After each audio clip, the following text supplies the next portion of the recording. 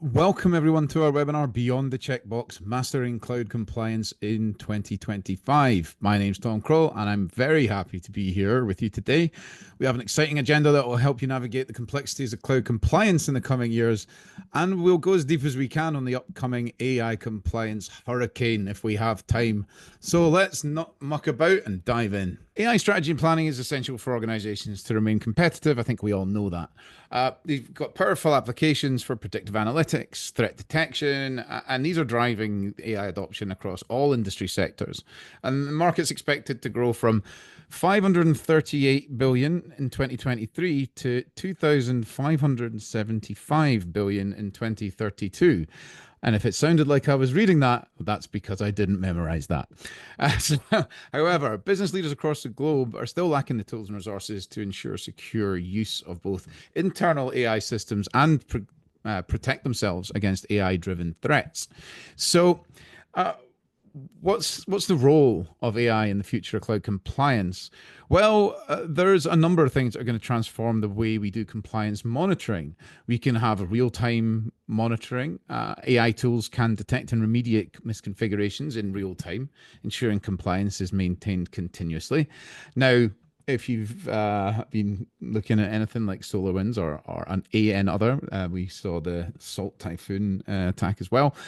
We don't want to give God power to our security tooling. However, maybe we trust our AI just as much. Or, okay, so the state of AI is that AI can do most things better than most people.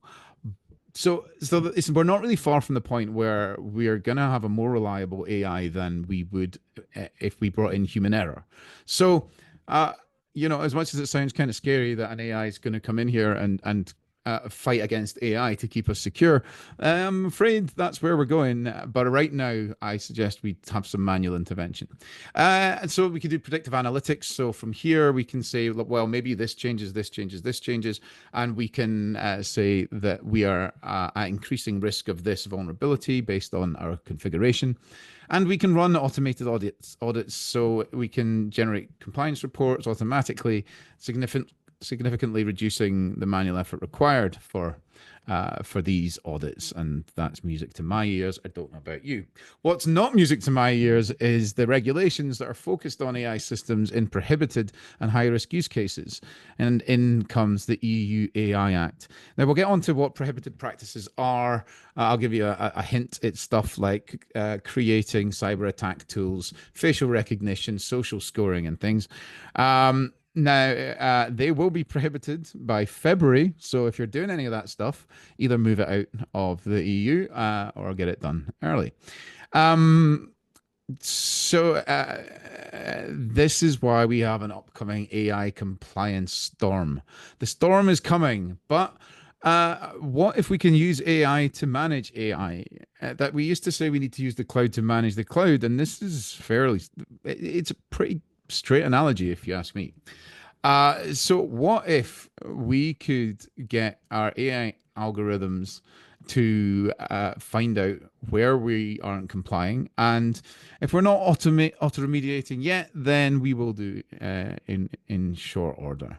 So that's the pros and cons. One thing I wanted to bring your attention to is one of my former employers, guess who, did a survey of the top 5 most commonly cited emerging risks in Q3 2024. And the top one was AI-enhanced malicious attacks. I think you can see that there. AI-assisted misinformation. And down there we got misaligned organizational talent profile, so kind of like the skills gap.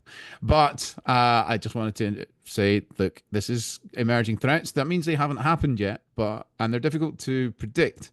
But we'd be silly not to be planning for this right now. So what if we could use AI to navigate this storm? So as I said, we need to use AI to manage AI, and we'll talk about that a bit further. But what if we could not only identify any potential attack paths, but identify the least effort steps to remediate that using consolidated data from AppSec tools, code libraries, and infrastructure? Like, let's say there's 7 stages in an attack path. So you've got an open firewall, you've got an OS vulnerability, you've got an application vulnerability that's listening on this port, and then your crown jewels are this database that is listening on the wrong port, or it's got a vulnerability. What if we could not only map that attack path, not in just in public cloud, but on your on-prem. So your public cloud talks to your on-prem, and we can find out these attack paths, and then we can say how much effort is required to fix this and do predictive analytics on what the impact will do. So it might be that you just want to change a firewall, but if you close that firewall port, we need to then be able to simulate what impact that has. And we're getting there. We're getting there. So it's not so far away that we will be. It's basically an arms race, but AI is your friend. I'm a proponent. We just need to know what we're doing with it and stay ahead of it. That's it. So preparing for AI compliance. So we need to be conducting continuous compliance audits.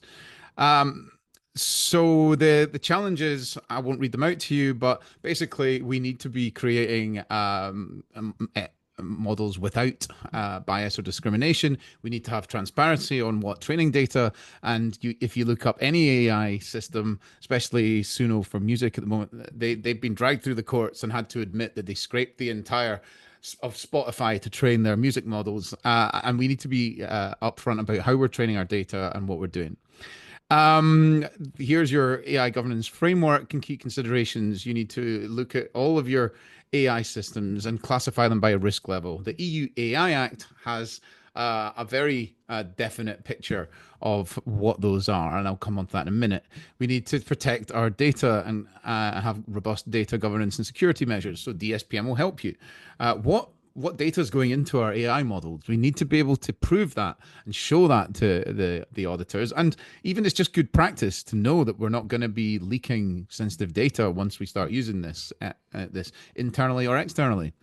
And so we'll come back to the end in a minute. So what is a prohibited practice? Well, the EU states any prohibited practice has certain uses of artificial intelligence that include AI systems that manipulate people's decisions or exploit their vulnerabilities, systems that evaluate or classify people based on their social behavior or personal traits, and systems that predict a person's risk of committing a crime. Yeah, that's not the case in every country. So, yeah, we are literally looking at the Black Mirror, our Minority Report, where the EU takes a dim view of that, and I think that's fair enough. But certain advanced persistent threats will do it anyway. However, facial recognition and social scoring, if you're doing any of this good stuff, get it done now. In the EU AI classifies high-risk systems. They're more like, is it going to be interacting with critical infrastructure? If it is, you have a nightmare of scrutiny coming onto you, or certainly a lot that you need to be prepared for. Is it going to be dealing with sensitive data, like people's health data? Key dates to be aware of: February 2025, so roughly, 6 weeks from now. All those cyber attack tools that you're developing with in-house with your AI, you're going to have to at least pretend you're not by the end of February to the EU. And then we've got a bit of an on-ramp before it becomes fully enforceable. However, these things take time. So I'll send you these slides. There's a handy tool. I always say, use regulation and automation to help you address regulation. And the EU AI Act gives you this handy step-by-step checker tool to find out your obligations, and you have to classify all of your AI systems, as they call them, in your wheelhouse. Create a dedicated AI response capability. Now, people roll their eyes at this when I was at Gartner saying this, because we can't just all do that. But it could just be one person in your team that is dedicated to staying on top of this, or even part of their time. But it has to be a dedicated response capability, looking for suspicious activity in your AI systems. And we need to integrate into our current workloads to increase that efficiency of the incident response using iteration. And we'll slowly integrate this into what we're doing for normal monitoring. So future implications, evolving regulations, global standards. Need to get that innovation regulation balance right. Too regulated, we don't get anything done. Too much innovation. You've seen Terminator 2. Public trust and acceptance will change over time as well. And we could be heading for a time where we get predictive real time compliance, where systems can dynamically adapt to new regulations. Yeah, don't worry, it'll all eventually be handled by the machines, but enjoy it while it lasts. So, my recommendations are so we didn't really talk too much directly about unknown exposures, but what's where we were going with DSPM. We've got unknown sensitive data just exposed to the world. So I'd say you need to invest in a DSPM enabled CNAP or just a DSPM product as a high priority in 2025 to help you with all these mentally complex workloads and extend those cloud concepts into hybrid multi-cloud. So bringing some things like zero trust back on-prem and have this one view. Prepare for AI compliance and be open to switching and consolidating security providers. Now, with that, when I say consolidation, we also have to model the impact of losing one of these vendors. If we consolidate too much, well, we remember what happened when CrowdStrike pushed that update out earlier this year. The whole world stopped. And thankfully, my phone was turned off. I turned it back on. So we have to model the impact of losing one of our providers. So as much as it's nice to consolidate where we can, we shouldn't be left in a situation where we haven't planned for losing one of them. And do your innovation in a friendly jurisdiction and do it now before compliance and regulations kick in next year. And as I said, use technology, AI automation to create continuous assessments. To summarize, I just wanted you to take away from this, like the cloud compliance landscape is obviously complex and evolving. Multi-cloud adoption and emerging technologies are making this so. The new challenges, such as lack of visibility, dynamic workloads, and misaligned goals between security and compliance teams, is causing us to have security gaps.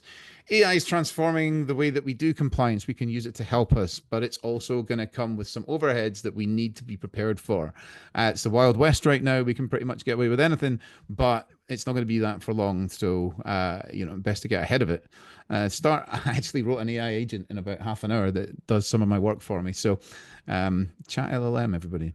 A sustainable cloud compliance strategy requires understanding obligations, mapping compliance to architectures, embedding that compliance in the design, like I said, with the DevSecOps processes, and ensuring continuous monitoring and adaptation when new changes are made, and we can make smart decisions about how our cloud workloads perform. Well, if you have any further questions, you can find me on Twitter X at SE Cloud Services and Tom Crow at lionfishtechadvisors.com.